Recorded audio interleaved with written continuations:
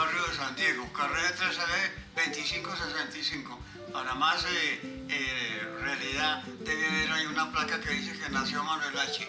Si no la hay porque algún admirador se la llevó o un envidioso se la llevó.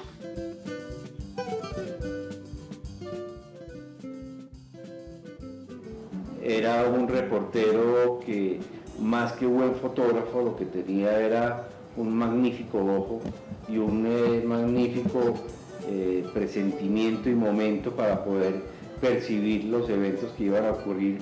De ahí a que es tal vez el primer fotógrafo que hace tomas de ese asesinato de Jorge Luis Gaitán, pero además porque hace, dentro de su fotografía ya más artística, pues todo un acontecimiento de lo que ha sido el centro de Bogotá, y tal vez son las fotografías que a mí personalmente más me gustan.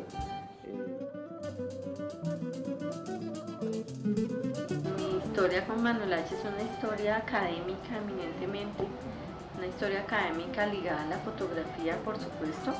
A Manuel H. lo conocí cuando era estudiante aquí en una universidad muy cercana. Yo bajaba y miraba su estudio, entraba, daba vueltas y él lo miraba a uno, le contaba cosas, uno salía, se iba como estudiante. Y después, cuando empecé en la docencia, pues me parecía interesante traer a mis estudiantes, porque él, más que tener fotos, eran fotos importantes de la historia.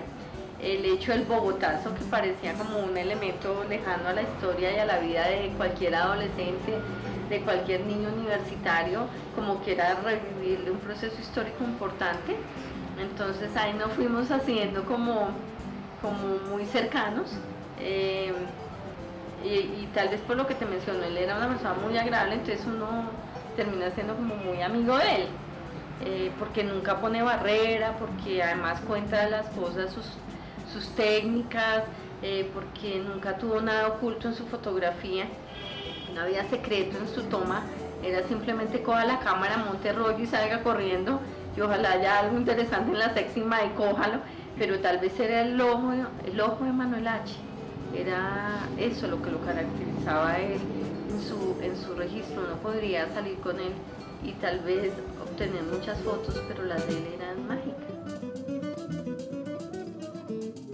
Y lo conocimos, y Manuel H. es muy reconocido desde el punto de vista de la tauromaquia, pero si uno se pone a mirar, y esa publicación que hizo el instituto es bien interesante, porque es que yo creo que él tiene un papel preponderante en la memoria de lo que significa lo que anteriormente estábamos hablando, no solamente de un hecho tan importante como el 9 de abril, sino también del desarrollo urbano y del desarrollo social, digámoslo así, de lo que ha sido Bogotá.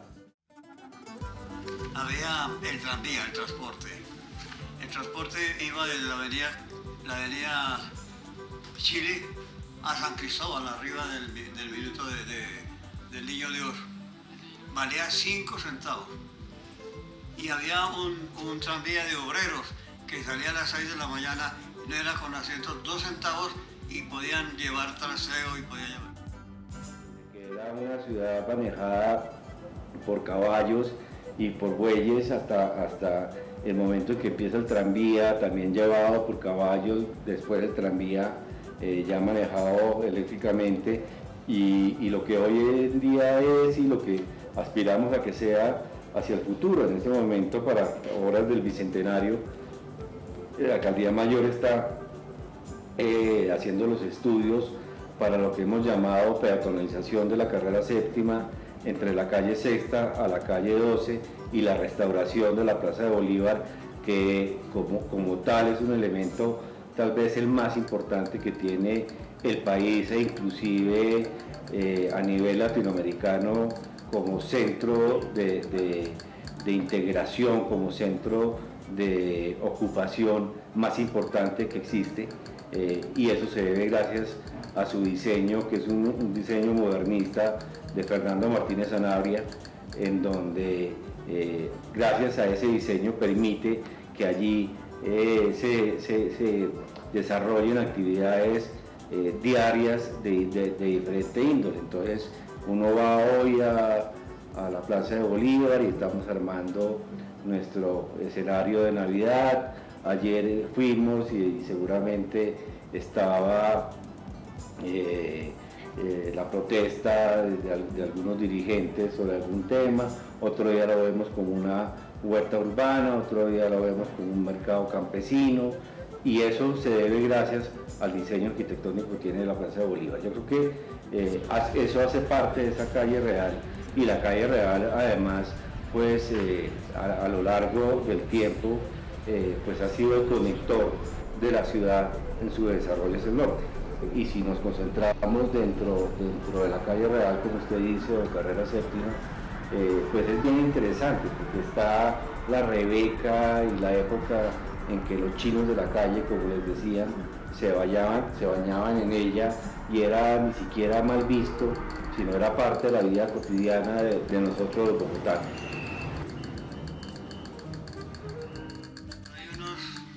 Unos 10 años cuando me retiré, pero era cuando me retiré de Acólito de San Diego, porque es que había un amigo, Acólito también, Baracaldo, y él se robaba las limosnas y yo estaba mirando que el sacristán no llegara.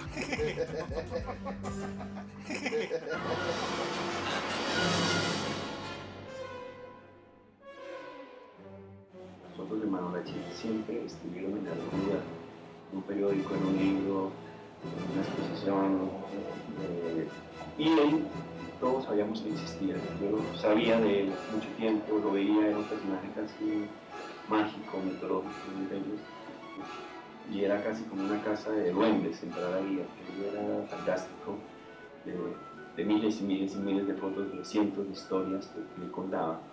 Eso nos llevó cada vez pues, a admirarlo más, a quererlo más, a respetarlo más, hasta llegar al punto en que llegamos, que fue un reconocimiento ya institucional de parte nuestra, hasta el colegio, de los profesores, de los estudiantes. Porque mi padre, ya cuando yo tenía unos 15, 13 años, ya éramos 4 hermanos, y lo que ganaba mi padre no alcanzaba para sostener, entonces me indicó que debía de trabajar.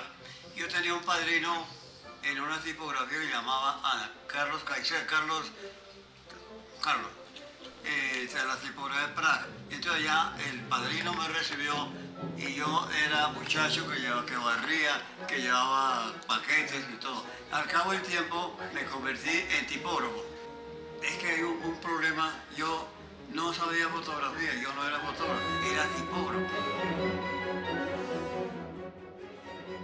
Bueno, a mí tal vez como lo visitaba mucho con mis estudiantes, todos le veían como a qué horas hizo todas estas fotos, a qué horas toma tú estas fotos, lo veía este archivo tan de él me parecía hermoso, y tal vez nunca se me va a olvidar la manera como narraba y con la tranquilidad que decía, soy modelo 20, o sea, la sencillez que él tenía, un hombre cálido, un hombre muy agradable en términos de, nunca fue presumido, fue un hombre muy extremadamente sencillo, diría yo, apasionado con su trabajo, con su fotografía.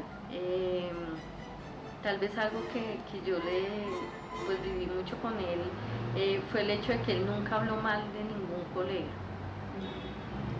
Para él sus colegas eran eso, estaban por encima incluso de él los veía ya como los grandes fotógrafos.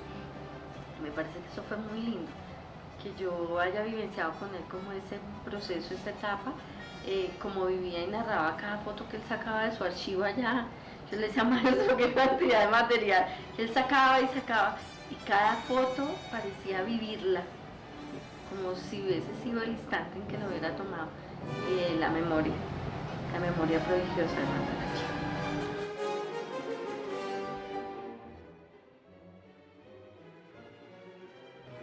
Yo creo que estas personas que tienen el talento, que son visionarios, conscientes y inconscientemente, porque él a veces decía, yo no me propuse tomar las fotos del 9 de abril, pero yo cuando vi eso fui a buscar una cámara y tomé fotos. Es decir, de alguna manera, consciente e inconsciente, hay una mirada visionaria, así, yo necesito dejar registro de esto. Y de hecho, si no hubiera tomado las fotos, mucha de nuestra historia, como tanta que se ha perdido, hubiera quedado en el olvido o simplemente una anécdota.